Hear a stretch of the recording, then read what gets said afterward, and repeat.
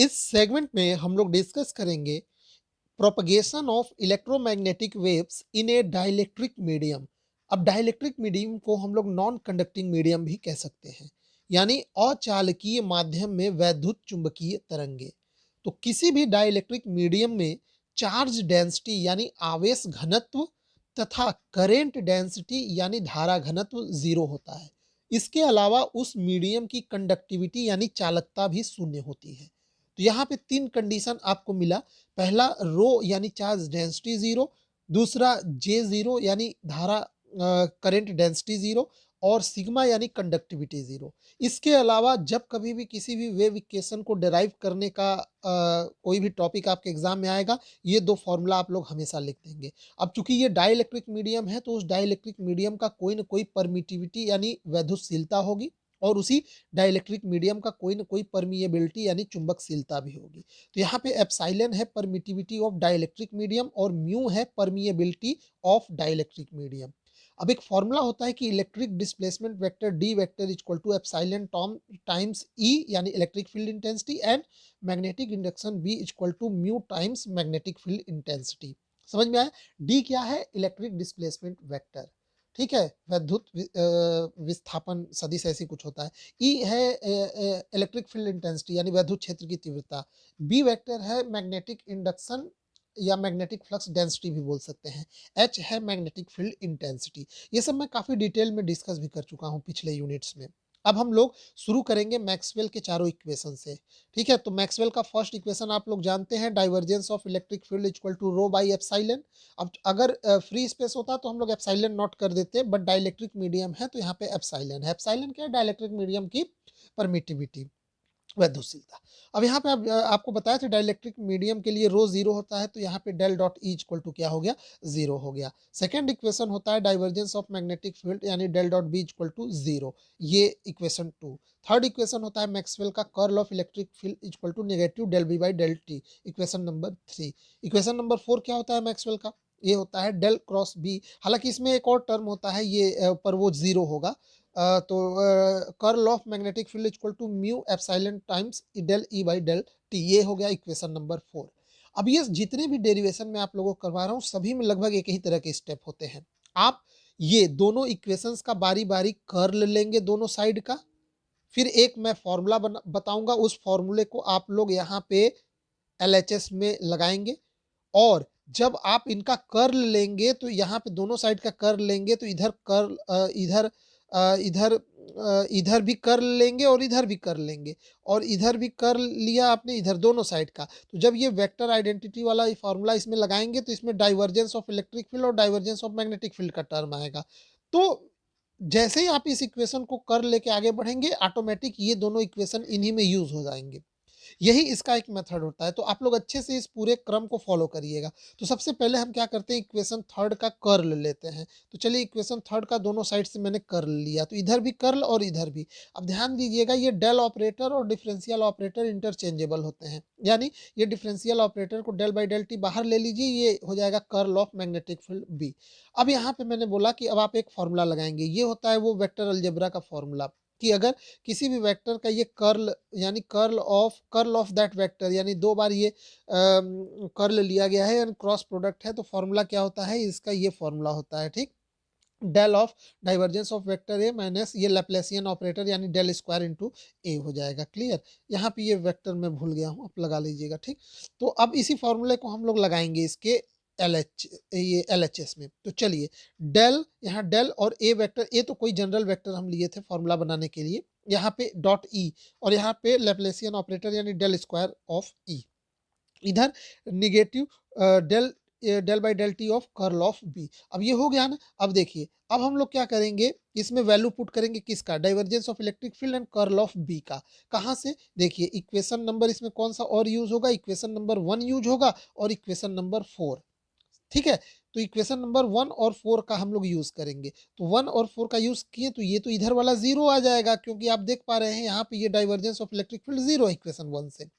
इस साइड हम लोग इक्वेशन नंबर फोर लगा देंगे, ठीक। तो अब देखिए दोनों साइड से निगेटिव कैंसिल हो जाएगा, और यहाँ पे del two E by mu into epsilon del two E by del T square, ठीक है।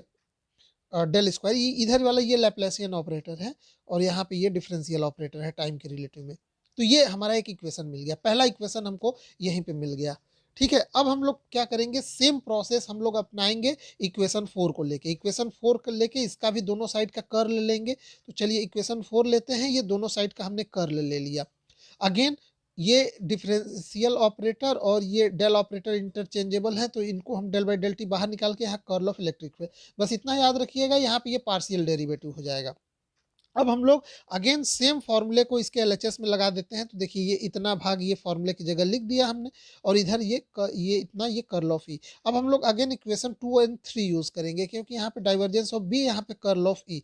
तो इक्वेशन 2 और 3 यहाँ पे हम लोग यूज करेंगे, इक्वेशन नंबर 2 और 3। तो चलिए इक्वेशन नंबर 2 और 3 वहाँ पे यूज करते हैं, तो देखते हैं क्या निकल के आता है। देखिए इधर डाइवर्जेंस ऑफ बी है, तो ये तो वैसे भी ये पार्ट जीरो हो जाएगा, तो ये निगेटिव डेल स्क्वायर बी और यहाँ पे ये कर्ल ऑफ ई का वैल्यू हो गया, दोनों साइड से निगेटिव कट जाएगा और ये इक्वेशन हमें मिल गया, del square B equal to mu into epsilon del two B by del T square. ये इक्वेशन और ये इक्वेशन यही हमारे दोनों मेन इक्वेशन है। बट इन इक्वेशंस के अंदर जो इंफॉर्मेशन छुपा है अब हम लोग उस पर बात करेंगे।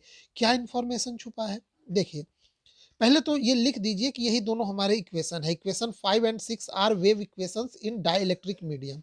अब एक चीज आप लोग ध्यान दीजिएगा, जब आप वेव थ्योरी पढ़ते हैं तो वेव थ्योरी में किसी भी वेव का, किसी भी तरंग का एक स्टैंडर्ड इक्वेशन मिलता है और वो स्टैंडर्ड इक्वेशन इस फॉर्म का होता है। यानी कहीं भी अगर इस तरह का आपको इक्वेशन दिख जाए तो आप जान जाइए कि ये किसी न किसी वेव यानी तरंग का इक्वेशन है और इसमें जो यहाँ पे ये फैक्टर होता है ये उसी तरंग का स्पीड होता है। यानी इस इक्वेशन में ये जो v है वो स्पीड ऑफ दैट वेव होता है।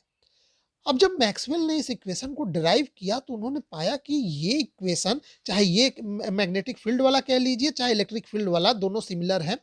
तो मैक्सवेल ने पाया कि ये तो कुछ न कुछ हमारे स्टैंडर्ड वेव इक्वेशन से मिलता जुलता है। तो उन्होंने क्या किया कि अपने इस इलेक्ट्रोमैग्नेटिक वेव का तुलना इस स्टैंडर्ड वेव से किया। तो पता चला कि ये इसके यहाँ वाली जो क्वांटिटी ये है और इसका जो यहाँ वाला ये क्वांटिटी ये है, ये दोनों बराबर होना चाहिए। तो उन्होंने जब उसको बराबर किया तो उन्होंने पाया कि उससे हमारे इलेक्ट्रोमैग्नेटिक वेव का वेलोसिटी निकल के आ जाता है दिस। यानी speed of electromagnetic waves in dielectric medium v equal to 1 by under root mu into eps. आप समझ रहे हैं ना कैसे, देखिए यहाँ पे 1 by V square equal to mu into epsilon. यानी जब तुलना करेंगे तो ये 1 by V square equal to mu into epsilon आएगा। तो v square equal to 1 by mu into epsilon होगा तो v equal to 1 by under root mu into epsilon होगा। यानी आपके एग्जाम में पूछता है कि किसी डाइलेक्ट्रिक माध्यम में इलेक्ट्रोमैग्नेटिक वेव के वेलोसिटी का फॉर्मूला डिराइव कीजिए, तो आप यहाँ तक डिराइव करेंगे। कभी कभी इससे आगे बढ़ के पूछ देता है आपके एग्जाम में क्वेश्चन कि प्रूफ कीजिए कि जो डाइलेक्ट्रिक मीडियम में जो वेव होता है उसकी वेलोसिटी लाइट की वेलोसिटी से कम होती है। समझ में आया? Prove that the velocity of electromagnetic waves in dielectric medium is less than the velocity of light. अगर ये स्टेटमेंट प्रूफ करने को आ जाए तो इससे आगे भी आपको 4 लाइन करना होगा और वो ये करना होगा कि चलिए एक आप फॉर्मूला जानते हैं, relative permittivity equal to mu epsilon और equal to epsilon by epsilon naught, यानी परमिटिविटी ऑफ डाइलेक्ट्रिक मीडियम बटे परमिटिविटी ऑफ फ्री स्पेस। अब आप लोग यहाँ पे पूरे टर्म तो मैं आप लोगों को बता ही दिया हूँ परमिटिविटी वगैरह। तो यहाँ से आपको मिला कि permittivity of dielectric medium equal to epsilon naught times epsilon R. ठीक है, और ठीक इसी प्रकार एक और फॉर्मूला है, relative permeability mu R equal to mu by mu naught, यानी परमिएबिलिटी ऑफ डाइलेक्ट्रिक मीडियम बटे permeability of free space. Permittivity समझ रहे हैं ना, यानी ये डाइलेक्ट्रिक माध्यम की वैद्युतशीलता और यहाँ पे ये डाइलेक्ट्रिक माध्यम की चुंबकशीलता। तो यहाँ से ये म्यू का फॉर्मूला एक mu naught into mu R आ गया। अब इन दोनों को, ये वाला और ये वाला दोनों ले जाके वहाँ पे पुट करिए तो देखिए आपको क्या मिलेगा। यहाँ पे मिलेगा v equal to 1 by under root mu naught epsilon naught into mu R epsilon naught. यहाँ पे ये इतना पार्ट ये अलग कर लीजिए, क्यों? क्योंकि इसको जब आप सॉल्व करेंगे म्यू नॉट एप्सिलॉन नॉट की वैल्यू रख के तो पता चलेगा ये आता है स्पीड ऑफ लाइट के बराबर आता है। ये मैंने यहाँ पे लिख भी दिया है। ठीक, इसके बारे में और डिटेल में हम लोग अगले वाले में बात करेंगे जब मैं इलेक्ट्रोमैग्नेटिक वेव का इक्वेशन वैक्यूम के लिए डिराइव करूंगा। तो यहाँ पे ये वेलोसिटी ऑफ लाइट आता है, तो यहाँ पे सी रख दीजिए। तो अब यहाँ से आपको क्या मिल गया, जो velocity of electromagnetic wave in dielectric medium equal to C by under root mu R into epsilon और आर। अब जानते हैं आप ये बटे में है और ये वैल्यू पॉजिटिव आने वाला है, तो आप जान ही जाइए कि v की वैल्यू, यानी इसका मतलब हमेशा क्या होगी, v की वैल्यू क्या होगी, लेस देन c होगी। इसका मतलब ये हुआ कि speed of electromagnetic waves in dielectric medium is less than the speed of light. ये फॉर्मूला तो यही कह रहा है ना कि ये बटे में जो वैल्यू है ये हमेशा पॉजिटिव वन से ज्यादा होने वाली है, तो v की वैल्यू क्या हो जाएगी, लेस देन c हो जाएगी। तो यही आपको प्रूफ करना था, the speed of electromagnetic wave in dielectric medium is less than speed of light. देखिए अगर आपके एग्जाम में केवल इलेक्ट्रोमैग्नेटिक वेव के इक्वेशन डिराइव करने को आए डाइलेक्ट्रिक मीडियम में, तो केवल इक्वेशन 5 इक्वेशन 6 तक करके छोड़ दीजिएगा।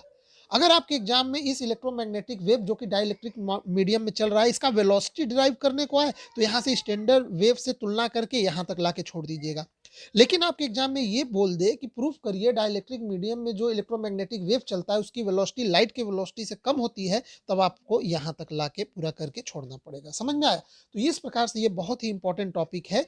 ठीक इसी तरह का एक टॉपिक अब हम लोग अगले टर्न में करेंगे वैक्यूम के लिए, वो सबसे ज्यादा इंपॉर्टेंट है वैक्यूम वाला, इसके बाद जो आएगा। ठीक, तो आई होप आपको ये सेगमेंट जो है ये पसंद आया होगा, इसमें से काफ़ी कुछ समझ में आया होगा। हालाँकि मैं इसमें बहुत कॉन्सेप्ट वाली बात नहीं किया, मैं आपको अगले वैक्यूम वाला जब मैं पढ़ाऊँगा इलेक्ट्रोमैग्नेटिक वेव, वहाँ मैं आपको बताऊँगा कि कैसे मैक्सवेल का इलेक्ट्रोमैग्नेटिक वेव और जो लाइट एक इलेक्ट्रोमैग्नेटिक वेव है उनके बीच में कनेक्शन डेवलप हुआ था। एक बहुत ही एक इंटरेस्टिंग स्टोरी है, यहाँ पे डिस्कस नहीं करेंगे, उसको अगले टर्न पे डिस्कस करेंगे। ठीक, तो इस सेगमेंट में बस इतना ही। और एक और बात, ये जितने भी बीएससी थर्ड सेमेस्टर फिजिक्स के जितना आपके पूरे कोर्स में 8 यूनिट्स हैं, इन सभी यूनिट्स का प्लेलिस्ट हमारे चैनल पे बना हुआ है, अलग अलग यूनिट का। आप वहाँ जाके पूरा कोर्स वहाँ से अपना कर सकते हैं, आप बिल्कुल फ्री है। और हाँ, अगर आपको प्लेलिस्ट में जाके खोजने में प्रॉब्लम हो रहा है तो आप इसी वीडियो के डिस्क्रिप्शन बॉक्स में चले जाइए, वहाँ पे पूरा जो बीएससी थर्ड सेमेस्टर फिजिक्स का पूरा 8 यूनिट का प्लेलिस्ट का लिंक दिया हुआ है, वहाँ पे पूरे आपको वो नोट्स अवेलेबल हो जाएंगे। ठीक है,